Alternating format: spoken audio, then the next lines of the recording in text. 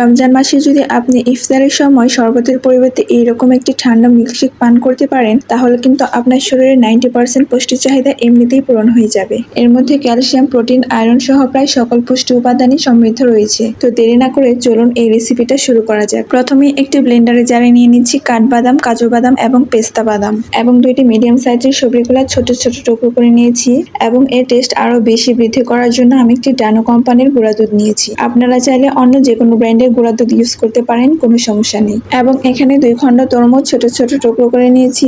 আমরা যেমনটা মহাব্বত শরবতের মধ্যে ছোট ছোট টুকরো করে ব্যবহার করি, ঠিক সেই নিয়মে আমি এখানে কেটে নিয়েছি। এখন এখানে দিয়ে দিচ্ছি 1/2 কেজি পরিমাণে লিকুইড দুধ। এটা আমি আগেই জাল করে ঠান্ডা করে নিয়েছিলাম। আর দিয়ে দিচ্ছি 3 টেবিল চামচ পরিমাণ চিনি। আপনারা চাইলে এই চিনির পরিমাণটা কমিয়ে কিংবা বাড়িয়ে নিতে পারেন আপনার যার যার পছন্দ অনুযায়ী। এখন এই সবগুলো উপকরণ আমি একটু ব্লেন্ডারে ব্লেন্ড করে নিয়েছি।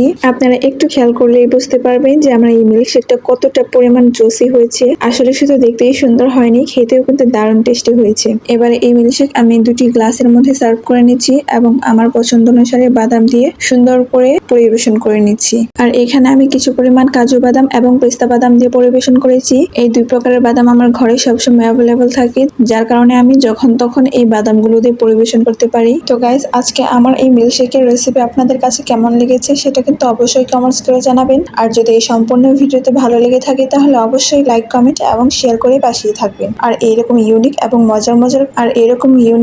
মজার রেসিপি পেতে আজফাজ কুকিং এর সাথেই থাকুন। সবাই ভালো থাকবেন, সুস্থ থাকবেন। আল্লাহ হাফেজ।